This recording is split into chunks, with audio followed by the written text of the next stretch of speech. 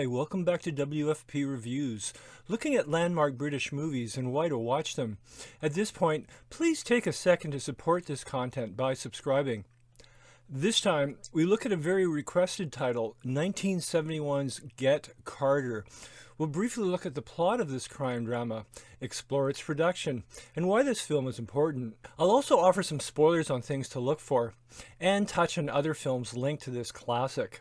Starring Michael Caine, our film follows Jack Carter, a Newcastle gangster now based in London. Jack learns his brother Frank has died in a mysterious accident. Returning home for the funeral, Jack has suspicions about the death and begins to comb through Newcastle's gritty underworld to find the truth. When he does, he launches a ruthless quest for vengeance. In 2004, the UK's Total Film magazine ranked Get Carter as the #1 British film of all time. And while you may not agree with this lofty rating, it is a remarkable film for two main reasons. One, it's a solidly straightforward and unvarnished depiction of the sordid criminal lifestyle. There's no funny Guy Ritchie dialogue in this film, no heroes or comic relief. It's a movie with nobody to root for. These are thieves, killers, and pornographers, and the film shows them for what they are. Adding to the film's frank approach is the bleak 1970s setting. Newcastle is a tough industrial town with breweries, smokestacks, and ugly beaches polluted by sea coal. Director Mike Hodges makes it a hellish place where even the rare sunlight doesn't offer any warmth. The film's second main draw is watching a top star play a man who is brutal and almost totally unsympathetic. Jack Carter is exactly the kind of character that many actors would pass on as being bad for their careers. Director Hodges was actually surprised when Caine wanted the role, but the actor, who grew up in London's tough East End, explained why. He said, quote, "One of the reasons I wanted to make that picture was my background. In English movies, gangsters were either stupid or funny. I wanted to show that they're neither. Gangsters are not stupid, and they're certainly not funny." Hello, Jack.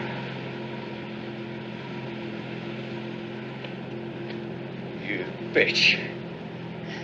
It was you who told them I was here, wasn't it? Hey? Caine's performance is typically impressive, but it puts viewers, especially first-time viewers, in a strange bind.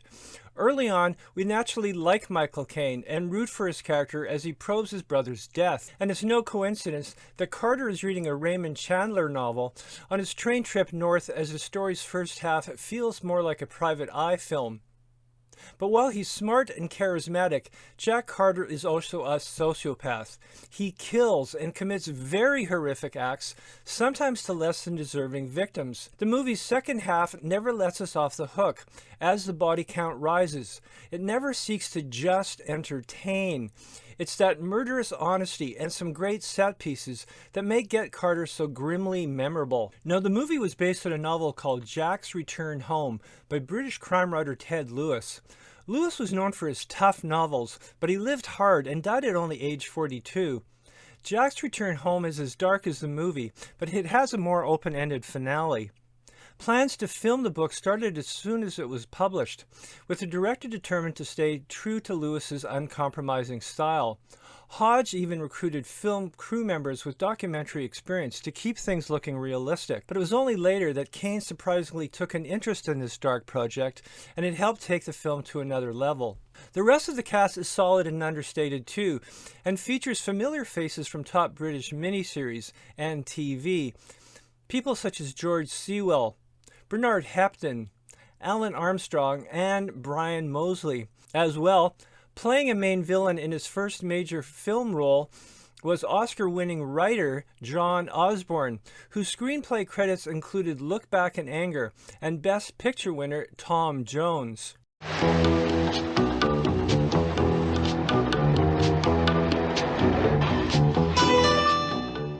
Let's also credit the lean, jazzy score by Roy Budd, especially the opening theme. The music isn't overplayed, but it does add to the atmosphere in some key scenes. Next, this is a brief spoiler section on things to consider when watching Get Carter. They are intriguing, but you may want to skip ahead if you haven't seen the movie yet and don't want to see the spoilers. First, the film has strong clues that Jack's niece Doreen, who plays a key role in the plot, is actually his daughter. The film opens with Jack having an affair with his crime boss's girlfriend, played by Britt Eklund, and later, a character rants that Jack would even sleep with his own brother's wife. As well, Carter's uncharacteristic degree of sadness when he sees Doreen in the sordid film suggests that she's more than just a niece. It's an interesting moment because Jack's reaction to the CD film, he even sheds a tear, makes him a bit more sympathetic. Yet, we're discovering that he's so immoral that he'll even bet his own brother's wife.